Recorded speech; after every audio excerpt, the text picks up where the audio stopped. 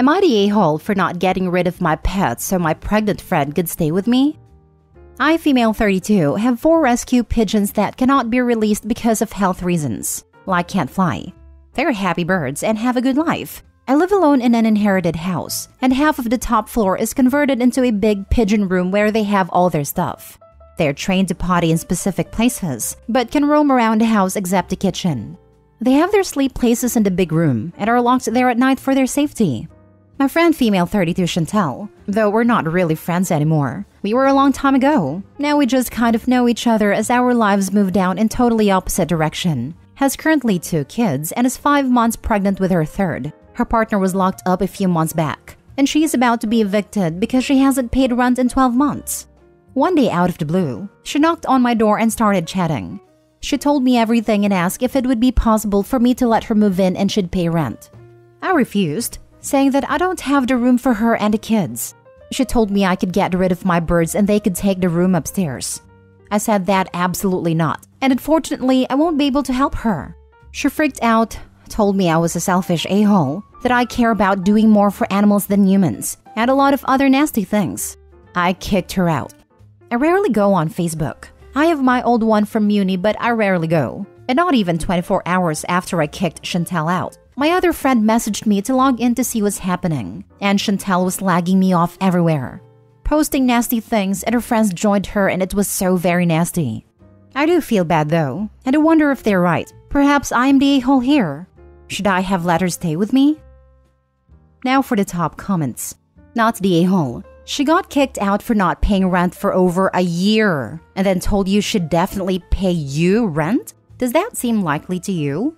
You'd end up being trapped in your own home by someone who'd then claim, I have a newborn, you can't kick me out, and constantly find another reason to force you to let her occupy your home with her family, while contributing nothing. That was what got me too. Entitled lady won't pay a dime. Not the a-hole OP. Exactly. And if all her friends are so happy to jump on board the trash OP train, why don't they put her up? OP's definitely not the a-hole and dodged a bullet. Who the heck knocks on someone's door and asks them to get rid of their pets so they can move in? Not the a-hole. Especially when it's someone you haven't really been in contact with for some time. So not the a-hole. Not the a-hole. Chantel's situation is sad for her and especially her kids, but it is not your responsibility. Why can't one of the friends who joined her in slagging you off take her in? Yes, that's exactly what I was thinking when I read this. Let one of those friends of hers take her and her brood in. My best guess is that they won't, because they know they won't get rent money. Next story. Am I the a-hole for laughing in my friend's face because he said I'm financially abusing my boyfriend? My boyfriend, Matt, and I have been together for about 10 months now, and he moved in with me about 4 or 5 months ago. I own my flat, and I have a somewhat well-paying job. Matt just went back to school part-time while working a lower-paying job. He pays for half the food, /utilities, /dates. I like to travel a lot, but Matt can't really afford it, so I mostly go with my friends. But he came with us for a little winter holiday after Christmas. After we got back, one of my friends, David, who was with us too, came to me saying he wants to talk to me about Matt. David told me that he observed Matt during our vacation, and what I was doing to him really wasn't okay. He saw that Matt was struggling to pay for things, often checking if he had enough money. David eventually said that it's wrong of me to expect Matt to pay for half of everything since I make so much more than him, and a fair thing would be to divide things based on our income percentages. Like, I pay for 70% of the things and Matt only pays 30% instead of 50-50. David told me that I'm not allowing Matt to save any money of his own, trapping him in our relationship, since Matt couldn't afford to live alone, and that's financially abusive. I just laughed at David's face. This is one of the most ridiculous things I've ever heard. I didn't really try to refute anything he was saying because none of it made any sense. David got really offended, /angry, /disappointed, or I don't know what. It was kind of hard to read, and he said he expected better of me. That he came to me with a genuine concern wanting to be helpful, and he didn't expect my immature reaction to it. It has been a couple days since this, and I still can't wrap my head around it. I'm thinking maybe I should apologize to David for laughing at him, as he really did look concerned. But what the heck was he even thinking about? Am I the a-hole? Edit. I did make one point to David after laughing, which was that Matt lives with me for free. I only ask for half the utilities, which is less than 50 euros a month. I, on the other hand, have a pretty big mortgage. To this, David said that Matt lived with his parents before without having to pay rent, so that's irrelevant, and I felt like there wasn't much more to be said. Info: whose idea was it to move in together after only dating 5 months? Both of ours. He lived with his parents and it was a bit too far away. Was he living there free? He chose to be in a situation where he would be struggling for money? He pretty much had the same arrangement he has with me. No rent, but contributed to the utilities and paid for his own food. What? You aren't married with him, so you're not liable to financially support him. He's not even paying rent. He's an adult that made a big boy decision to move out of his parents. Now, if he's paying more than he can afford, then accept that he can't afford this lifestyle and needs to move back home. The financial abuse accusation was beyond unreasonable, not the a-hole. If someone accused me of financially mistreating my 10-month-old relationship boyfriend who lived in my house rent-free, I would laugh, purely from the confusion and ridiculousness of it all, which I'm assuming is what Opie did. The offense for laughing is way lighter than this incredibly out-of-pocket accusation. And this. To this, David said that Matt lived with his parents before without having to pay rent, so that's irrelevant. It's utter hogwash. Opie is not Matt's mother. If he couldn't save money living with his parents for free, it's not Opie's fault he's not saving money living with her for free.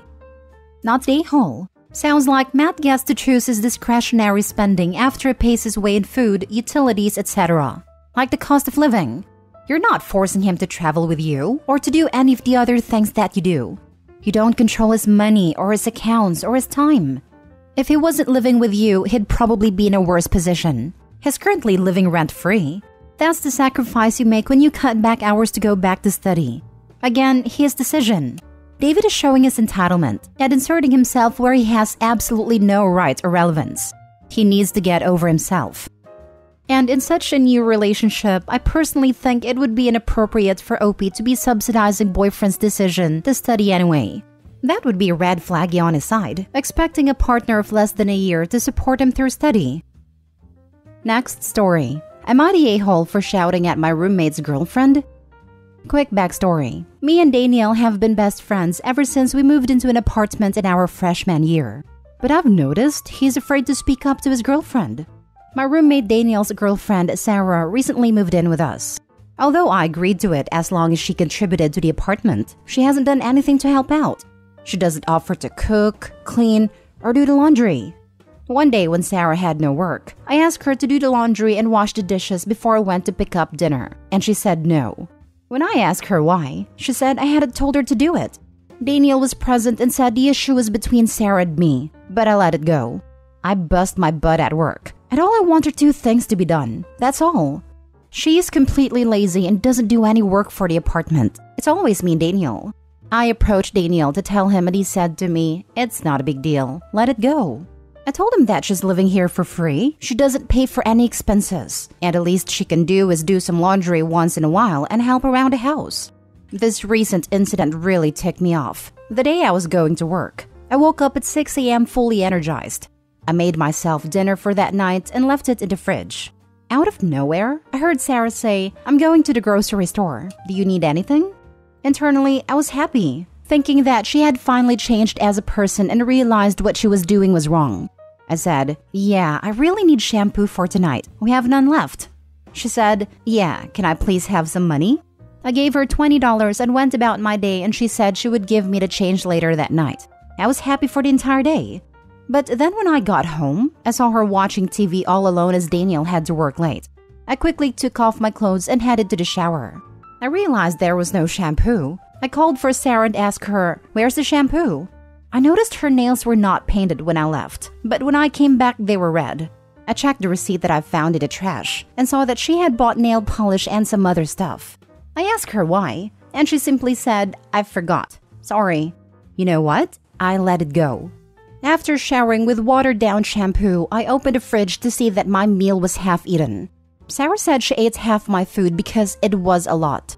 I lost my cool completely after. I told her, "You're living here for free. You eat for free. You don't do anything for this apartment. You don't clean, you don't cook, you don't do laundry. You leave dirty clothes on the floor everywhere. And you don't buy groceries. What can you do?" This has been happening for 2 months straight. I'm sorry, but I just can't take it anymore. I bust my butt waking up at 6 a.m. to make dinner, just to realize it's half eaten. What's the point?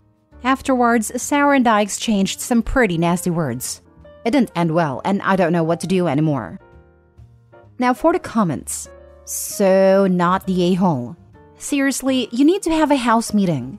You need to let Daniel and Sarah know that if things don't change, you can't see yourself living there much longer. This is only going to get worse before it gets better. If something isn't said/done now. Info, you gave her $20 to buy shampoo. She didn't buy shampoo. Did you get your $20 back? Because if you didn't, she just stole your $20 for herself. But also, she shouldn't be doing his laundry. She should be doing her own laundry, but roommates shouldn't be expected to do each other's laundry. That's way over the top in my opinion, and not reasonable.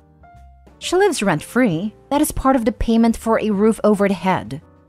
Sounds like you need to tell her to leave. If she's not on the lease, it should be easy. And since Daniel is not doing anything to help the situation, I would let your apartment management know your roommate has been letting someone stay with you for 2 months. Since most apartments have policies that you cannot have long-term tenants stay without being added to a lease. Absolutely not the a-hole. First, she should not have come to stay there for free. That was the first issue. But it's kind of between her and her boyfriend how they split the rent. Second, if you and Dan are sharing chores, they needed to be rescheduled. If not, Dan picks up all sort of chores. Third and not least, eating someone's food, no matter how you're related to them, is always a huge a-hole move. I will definitely talk with Daniel to rearrange the house rules. If he and her refuse, then it's you or them out. Depends in which name is the lease. Last story. Am I the a-hole for refusing to take my sister-in-law on a romantic getaway? My female 28 have been friends with Brittany, female 28, since we were about 5 or 6, and we are very close to this day. As part of having a friendship with me, she was around my brother, who would be 30, quite a lot as children, and their romance blossomed as teenagers. They were married 5 years ago. Unfortunately, my brother passed 2 years ago in a tragic accident and left behind a mountain of debt for Brittany. She was 8 months pregnant at a time, and ended up moving in with my parents. Her and her daughter, Lilac, 2 female, live with my parents to this day, and the family alternate watching Lilac so Brittany can get her degree. Everyone has really rallied around Brittany in such a trying time. For Christmas, my husband, male 30, bought an all-exclusive trip for him and I to explore Paris and have a romantic getaway. I've always had France on my wish list, and I'm so grateful to him for such a wonderful gift. We leave in February for 2 weeks, and it is honestly a dream come true. I told my parents about the gift, and they then told Brittany, who called me in floods of tears asking that I take her instead of my husband. She said that she will never be able to experience a romantic getaway like that with her own husband, and that we, my husband and I, could just go again at another time. She said she gave up everything to raise Lilac, and she would love for us to have a girls' trip like we did when we were younger.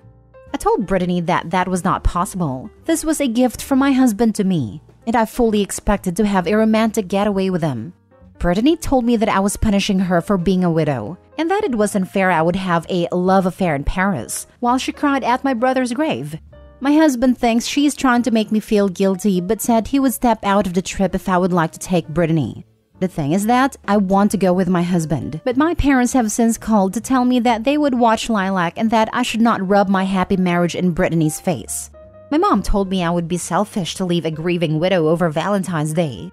Am I being an a-hole? Not the a-hole. That's such an unreasonable request, and frankly, if that's the way she feels, she should be going for therapy. You're not throwing your marriage in her face. You're celebrating your marriage between you and your husband. Moreover, your parents are the ones who told Brittany about the trip, not you. So how can they say you are rubbing it in her face? Take a weekend with her to the spa if you want to, but do not compromise about your Christmas gift. And to be honest, the fact she said you are punishing her for being a widow by going to Paris with her husband makes me think she is highly manipulative and/or she needs therapy rather than a trip. So perhaps you and your parents could pay for a therapy if you can afford it. OMG, what is wrong with the people around you? If you and your husband were just dating now and he gave you a ring and proposed to you, would she expect to be the one he married? Because after all, she doesn't have a husband anymore. I understand how difficult it has been for her. It's a very sad story. But you guys are doing all you can to help her. I can't even believe she would ask you to do that.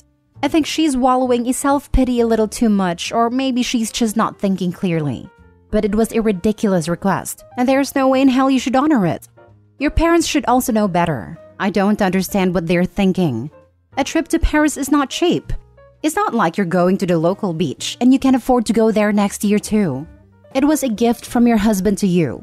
Go with your husband and tell the rest of them that you should try to save for another trip, and then you and her can go together maybe next year. Yes, she lost her husband, but you lost your brother. I'm sure you could use a little happiness in your life as well. Go to Paris. Do not feel guilty. Enjoy the heck out of yourselves. The rest of them will get over it. If not, they're not very good friends/family. I had a similar thought. What the heck is wrong with these people? It's like the post about the girl whose family had a go at her because her girlfriend gave her a cake on her birthday and posted a picture on Insta saying happy birthday just because her birthday was the day her nephew passed away. Why do some people think everyone else should stop celebrating because they lost someone? And I do mean after the grieving period.